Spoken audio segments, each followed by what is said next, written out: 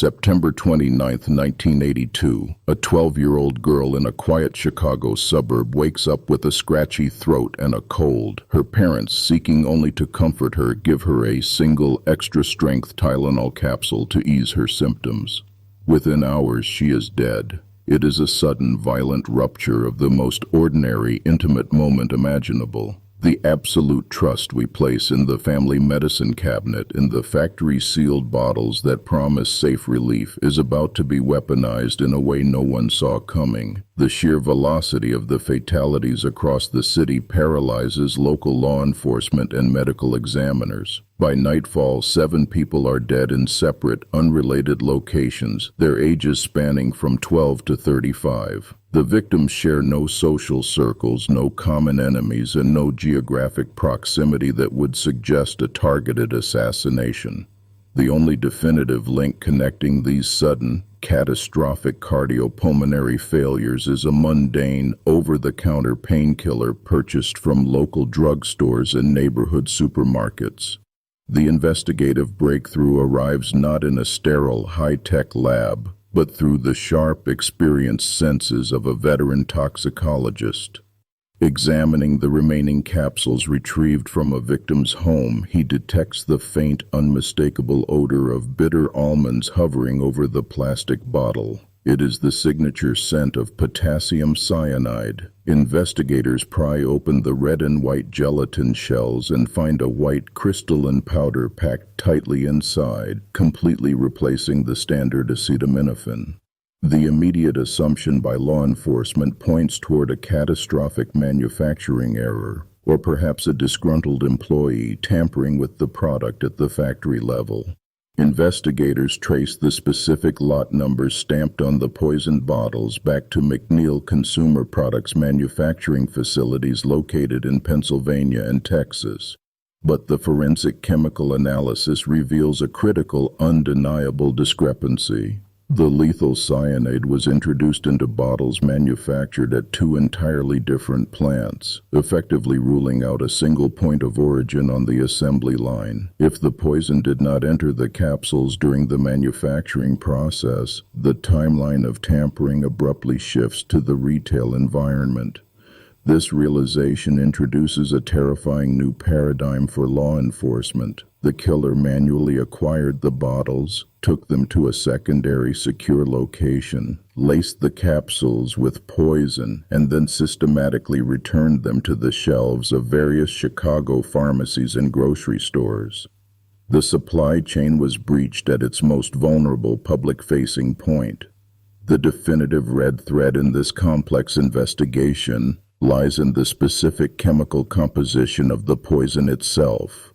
This is not a crude, low-grade industrial solvent easily swept off a factory floor.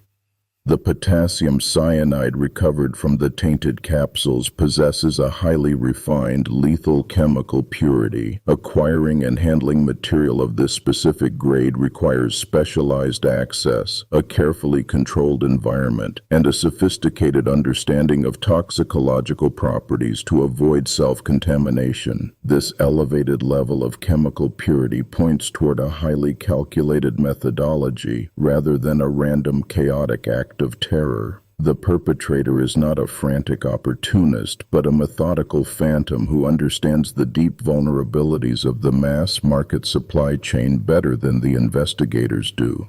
They recognize that the final mile of retail distribution relies entirely on an unwritten, fragile social contract of consumer trust, a contract they are prepared to exploit. As the forensic reality of the threat sets in, absolute panic grips the nation. Police cruisers drive through Chicago neighborhoods, officers shouting through megaphones, warning terrified residents to flush their medication down the toilet immediately.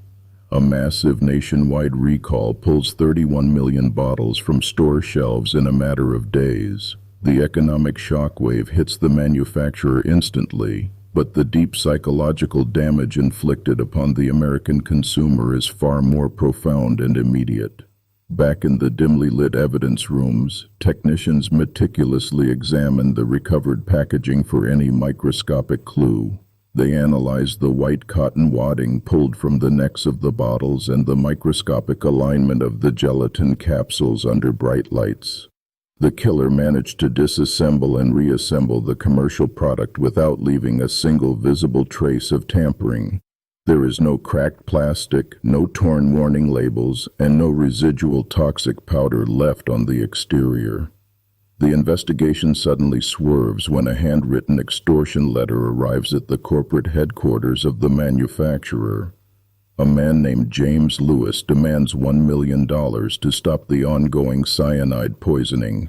The FBI immediately mobilizes, launching a massive, high-stakes manhunt that spans multiple states and dominates the evening news. Lewis is quickly apprehended, and the terrified public breathes a collective sigh of relief, assuming the mastermind behind the terror has finally been caught. But the hard physical evidence refuses to align with the prime suspect. Supply chain forensics and travel records definitively place James Lewis in New York City during the critical, narrow window when the poisoned bottles were being placed on Chicago shelves.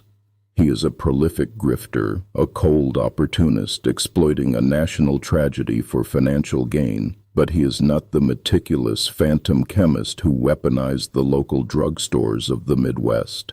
Investigators are forced to return to the raw data, dissecting the distribution logs of the specific retail stores where the poisoned bottles were purchased. They map the geographic spread across the Chicago suburbs, desperately looking for a centralized distribution hub or a localized warehouse that might have been compromised. Instead, the data reveals a deliberate, localized route driven by a perpetrator moving physically, methodically, from store to store, planting the deadly traps by hand. The methodology required to execute this localized distribution is deeply chilling. The killer had to walk into well-lit, heavily populated stores, bypass security personnel, place the tainted boxes on the shelves alongside perfectly safe products, and walk out completely undetected.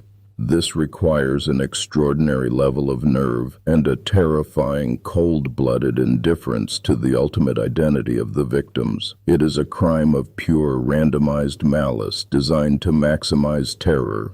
The sheer volume of the toxic agent packed into each capsule further underscores this unyielding malice. Forensic analysts determined that some of the recovered capsules contain up to 65 milligrams of pure cyanide. This massive amount far exceeds the standard lethal dose required to kill an adult human. The intent was not to cause severe illness or to issue a corporate warning. The sole intent was absolute, instantaneous, and catastrophic death for whoever opened the bottle. The fallout from this forensic nightmare forces an immediate and permanent paradigm shift in consumer safety laws across the country. The FDA mandates stringent new packaging regulations for all over-the-counter medications, changing the industry overnight. Corporations scramble to develop tamper-evident packaging, introducing the tight foil seals, plastic shrink bands, and glued cardboard cartons that we now accept as standard. The physical architecture of retail consumer goods is forever altered by the events in Chicago. This massive architectural shift represents the permanent loss of a specific kind of American innocence. The implicit quiet trust between the faceless manufacturer and the everyday consumer is broken, replaced by a necessary, lingering paranoia. Every single time a modern consumer struggles to peel back a stubborn foil seal or break a tight plastic band, they are unknowingly participating in a daily ritual born directly from the innocent blood spilled in 1982. Decades pass, and the physical trail of the cyanide killer grows cold. Modern DNA technology advances exponentially, offering a faint, tantalizing hope of identifying microscopic trace evidence left on the original bottles. But the physical evidence from 1982 is heavily, irreversibly contaminated. The plastic bottles and gelatin capsules were handled by dozens of unprotected hands, police officers, and eager lab technicians long before strict genetic preservation protocols and modern forensics existed. The frustration echoing through the records is palpable and heavy. Investigators are left staring at a near-perfect crime, one born not of an elaborate cinematic master plan, but of a catastrophic vulnerability in the everyday world. The killer simply exploited a massive blind spot in the retail supply chain that no one knew existed until it was far too late to close it, leaving behind a trail of grief and unanswered questions. This realization leaves a lingering, deeply uncomfortable truth for investigators and consumers alike. While tamper-evident packaging provides a vital, necessary layer of security, the underlying mass-market supply chain remains a vast, complex, and fragile ecosystem. The Phantom Chemist of 1982 proved that the most devastating weapon is not always a firearm or a hidden explosive. Sometimes, it is a perfectly ordinary product, weaponized against the very people seeking its healing relief. The ultimate legacy of the Tylenol murders is written in the rigid plastic and sealed foil of every single modern pharmacy aisle. The specific chemical purity of the cyanide remains the definitive red thread, pointing toward a highly skilled killer who vanished completely into the dark. The phantom remains unidentified, but their shadow stretches across every sealed bottle we open, a silent, chilling reminder of the day the family medicine cabinet became an active crime scene.